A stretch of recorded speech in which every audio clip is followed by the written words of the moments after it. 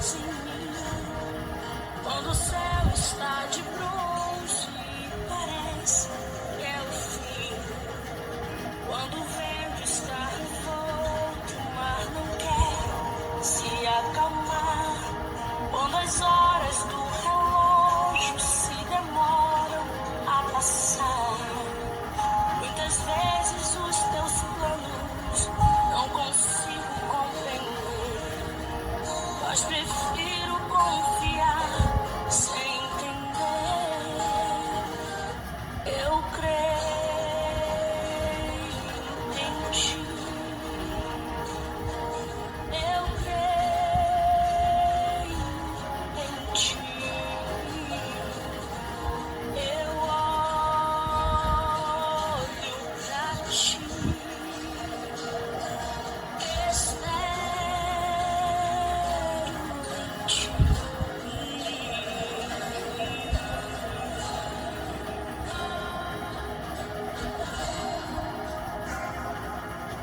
Quando você sente medo, do teu lado eu estou. E é bom que você saiba que eu sinto a sua dor. Também nunca se esqueça que o mar eu posso acalmar, pois eu sei o tempo certo da vitória te entregar. Este tempo é necessário pra te amadurecer, e depois vem novidade pra você.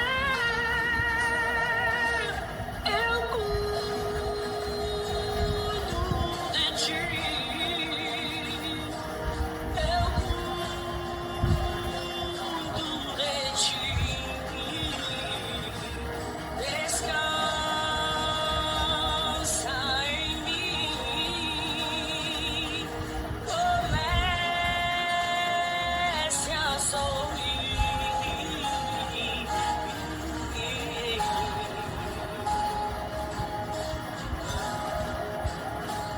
O que eu tenho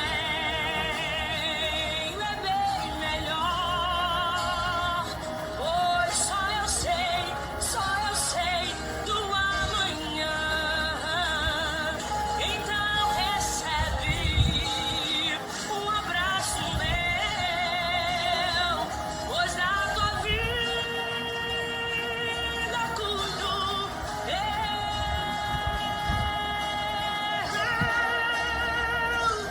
eu cuido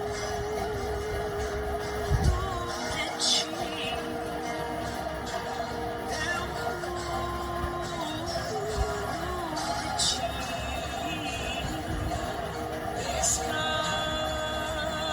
Descansa em mim. Comece a sorrir.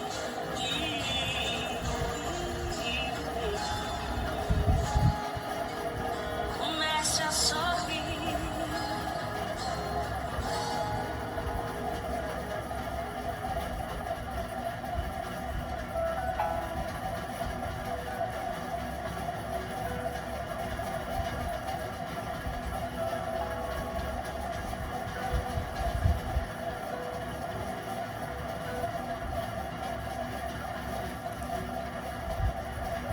Bom dia, queridos irmãos, amigos. Que bom estar com você neste domingo, dia do Senhor. Ontem tivemos um sábado chuvoso, temperatura agradável, e nós esperamos que o dia de hoje seja também um dia muito agradável.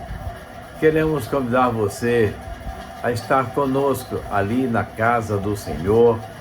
Agora pela manhã, o estudo da Palavra de Deus na Escola Bíblica Dominical. E logo à noite, às 19 horas, estaremos iniciando o nosso culto da noite com o estudo da nossa revista. Esperamos você, tá bom? A nossa lição de hoje, domingo passado, eu marquei aí como a lição 12, era a lição 11. Hoje realmente é a lição 12, a penúltima lição do ano. E essa lição de hoje baseada na carta de Tito. capítulo 1, verso 5. Hoje é dia 19 de dezembro. Ponha em ordem. Essa palavra nos traz um significado muito grande, né? Tito era um cristão gentio que se converteu provavelmente via ministério de Paulo. Há poucas informações sobre ele, as quais não são mencionadas no livro de Atos. Todavia, ele é referido 9 vezes em 2 Coríntios e foi também mencionado em Gálatas. Participou da segunda viagem missionária junto com Paulo e Barnabé.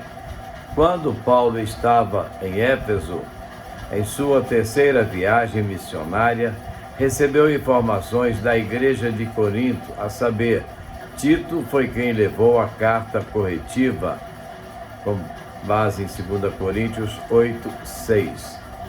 Diferentemente de Timóteo, Paulo se recusou a circuncidar Tito, embora quisessem os judeus. Tito foi o representante de Paulo na ilha de Creta e na província de Dalmácia. Ele acompanhou Paulo em Creta e ali ficou para confirmar a estruturação da igreja.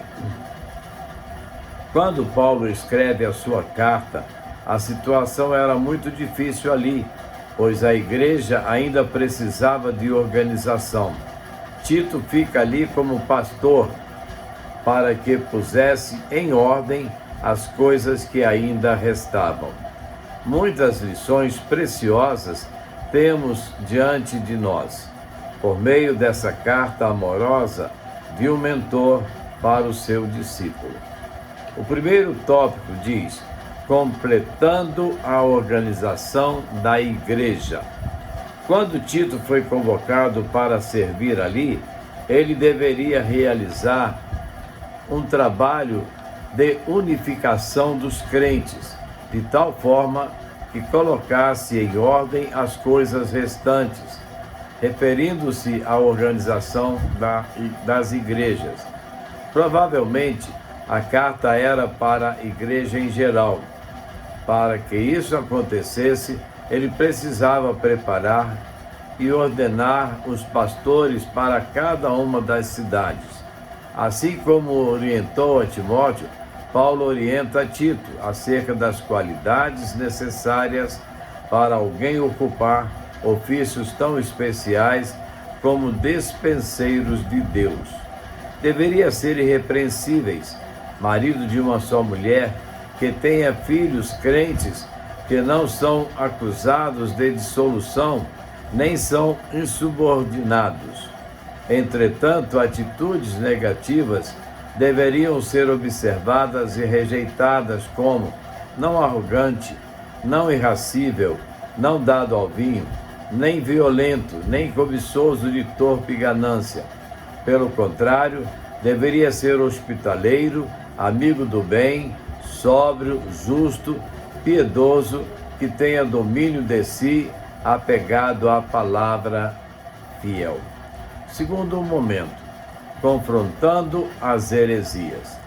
As congregações da ilha de Creta mal tiveram tempo de se organizar e já estavam enfrentando ataques.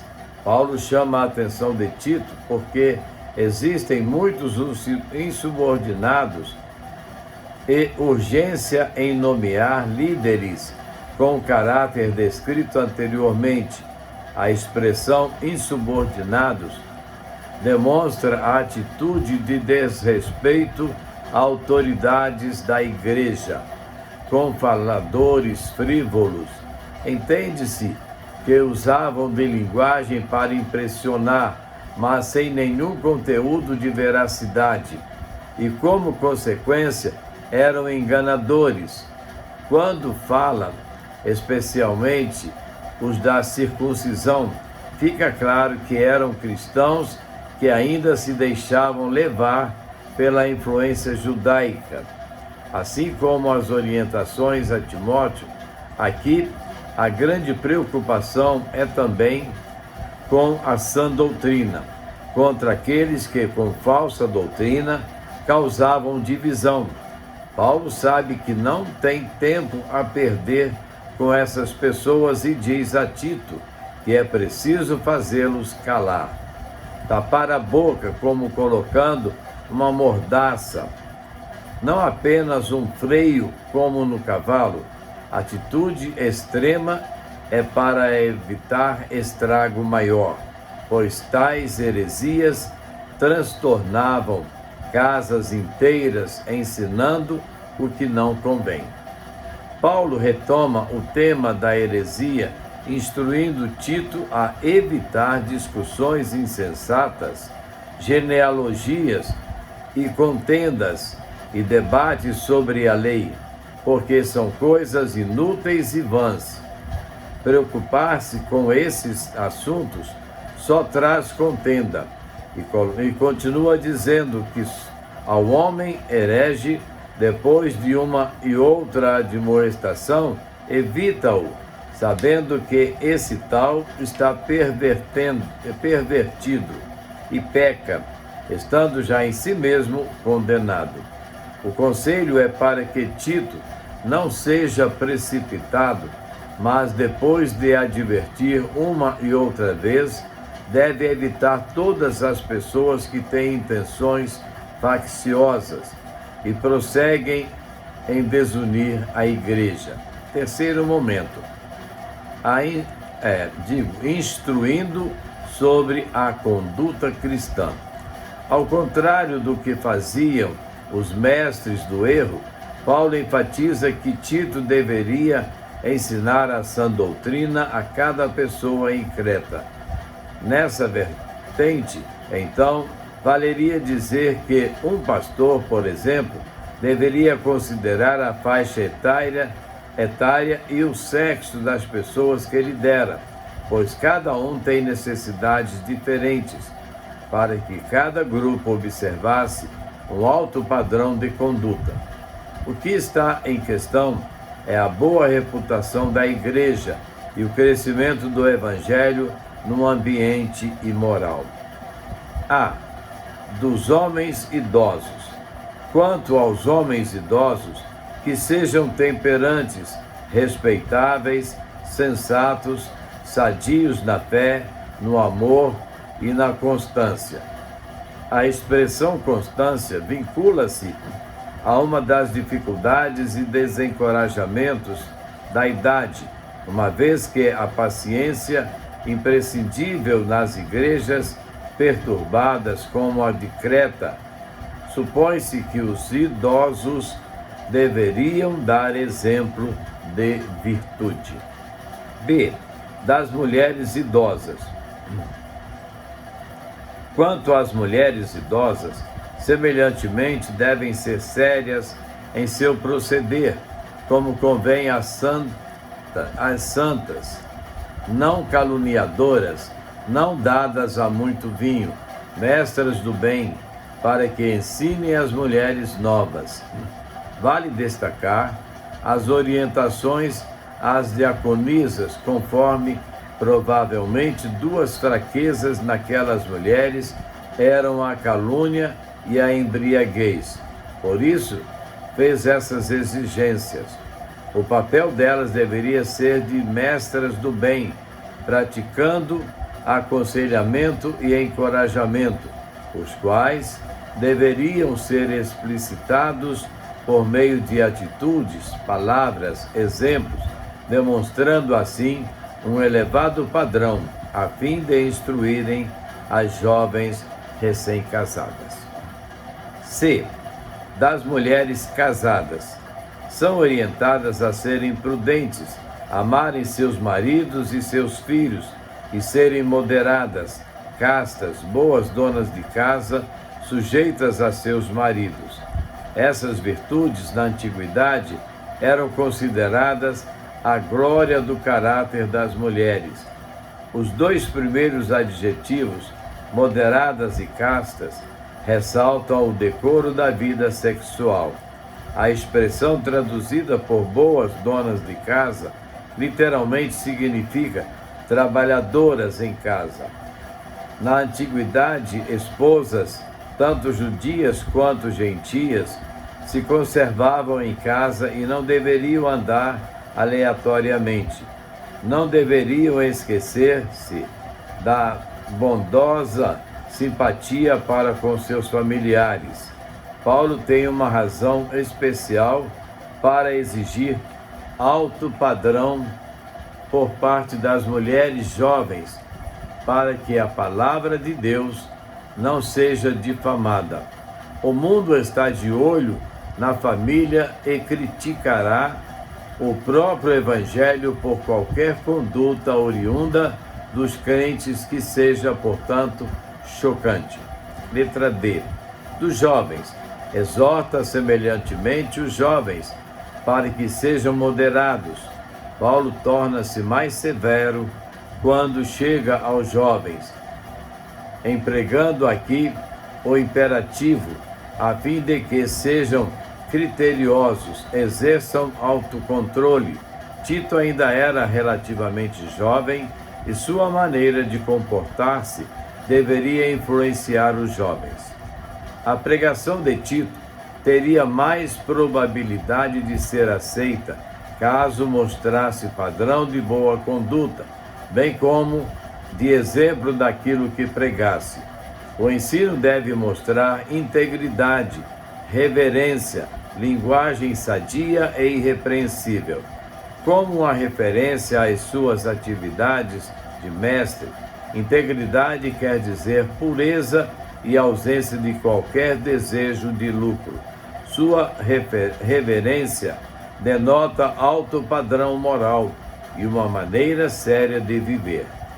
O conteúdo de sua mensagem deve ser em linguagem sadia e irrepreensível, de acordo com o Evangelho apostólico.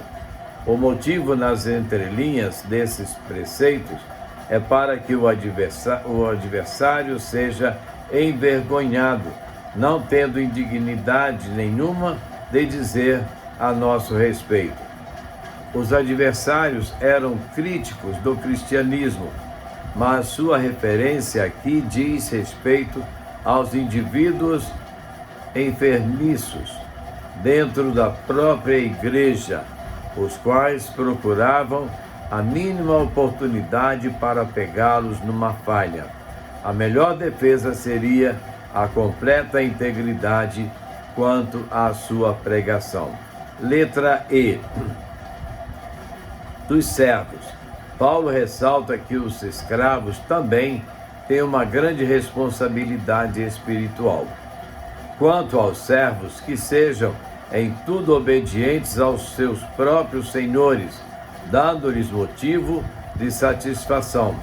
Não somente os servos devem ser obedientes a seus senhores, como também devem dar-lhes satisfação, sem responder nem furtar. Devem cumprir seus deveres com o desejo de agradar, pensando na sua posição de cristão mais do que de servo, esforçando-se para exibir prova de toda a fidelidade, como sempre faz. O apóstolo apresenta uma razão profundamente cristã para que os servos mantenham esse alto padrão de conduta, que é a tarefa suprema de honrar a Deus nas suas vidas, a qual a igreja inteira é dedicada a fim de amarem em todas as coisas, a fim de ornarem em todas as coisas a doutrina de Deus, nosso Salvador. Em outras palavras, o comportamento obediente possibilita que a mensagem cristã seja agradável e nobre, proporcionando a sua proclamação de modo hábil. Conclusão. A igreja de Creta, com todas as suas congregações, embora ainda recém-organizada, era alvo dos ataques externos e internos. As coisas ainda precisavam de organização, e Paulo começa pelo caráter do pastor, o líder. É fundamental que o líder, além de conhecimento, tenha uma conduta exemplar para que não venha a ser alvo dos inimigos. Contudo, tenha estrutura para combater as heresias e impedir que a desunião impere na igreja, trazendo divisão. Em sua organização, toda a igreja precisa atentar para as diversas faixas etárias e interesses de grupos específicos, objetivando assim, com sabedoria, atender a todas as necessidades, desde os bebês até os mais idosos. Para pensar e agir. Primeiro, percebemos que em todas as cartas pastorais a preocupação é com a sã doutrina e como combater as heresias.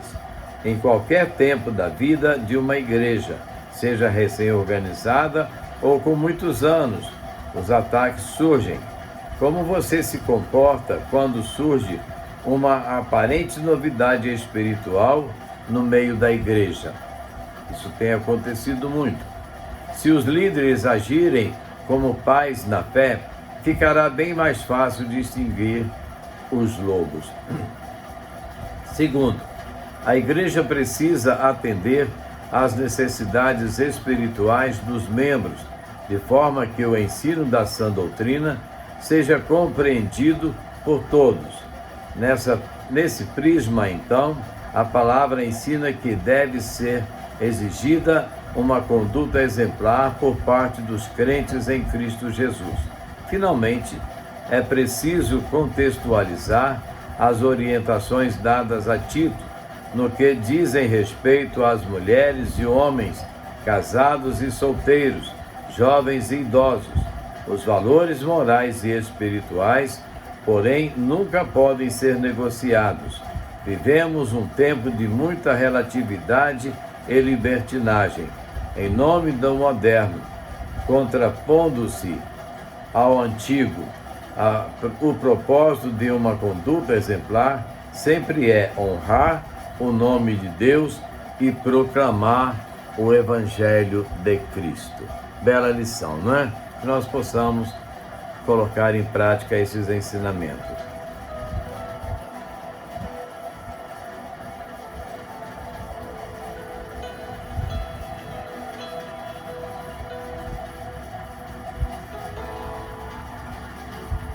Você é bem-vindo aqui.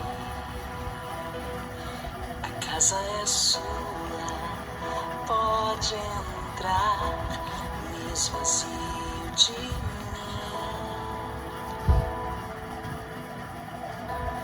me esvazio de mim.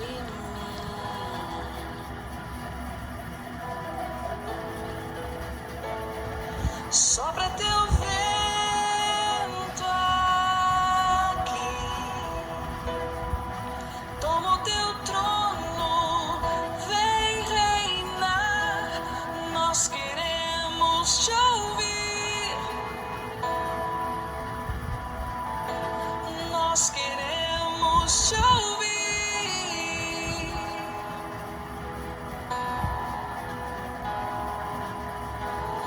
Essa casa é sua casa, nós deixamos ela pra você,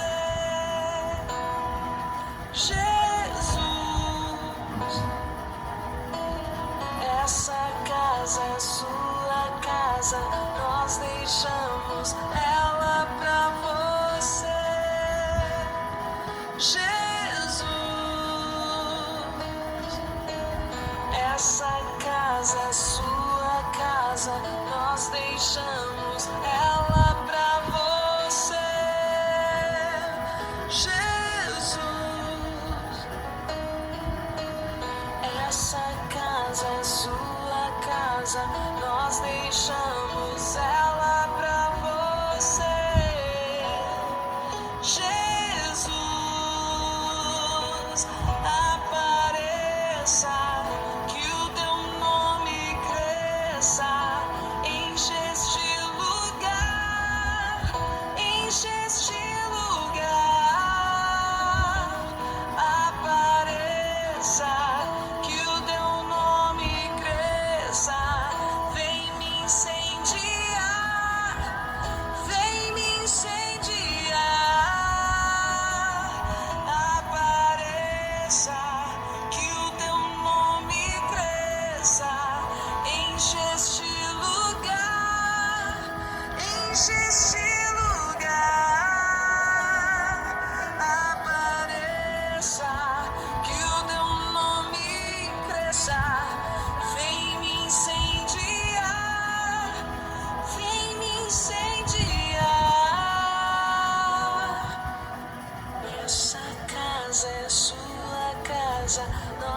deixamos ela pra você.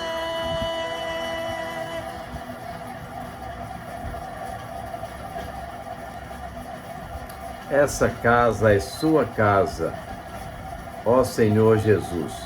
Vem, entra nessa casa. Nós queremos oferecer a nossa casa, não a nossa casa física, mas a nossa casa espiritual para o Senhor. Você tem aberto a sua casa para Jesus entrar ali? Você tem aberto o seu coração para Jesus entrar em sua vida? Se você ainda não fez uma decisão ao lado de Cristo, faça isso hoje. Vamos orar.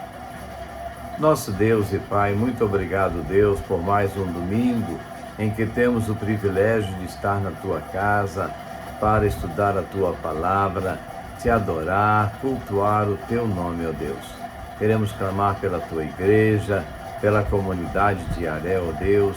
Queremos, Deus, pedir, Senhor, que o Senhor esteja visitando os nossos componentes do grupo de amigos da PIB, que nesse dia, ó Deus, de ontem, nós tivemos um momento tão delicado, quando ali pudemos participar do culto de gratidão pela vida da Tua serva, Senhor, irmã Eunice. Que o Senhor continue confortando aqueles corações feridos, toda a família, Senhor, toda a família PIB, que sentiu muito esta separação.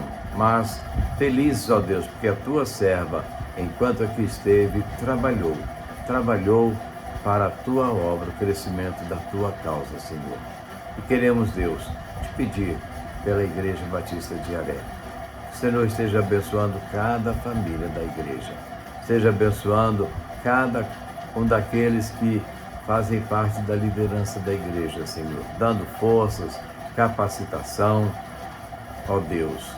E que aqueles que forem escolhidos para trabalhar no próximo ano tenham a responsabilidade diante do Senhor de Te servir, honrar com integridade, como aprendemos na lição que estudamos, Deus. Fica conosco, Senhor.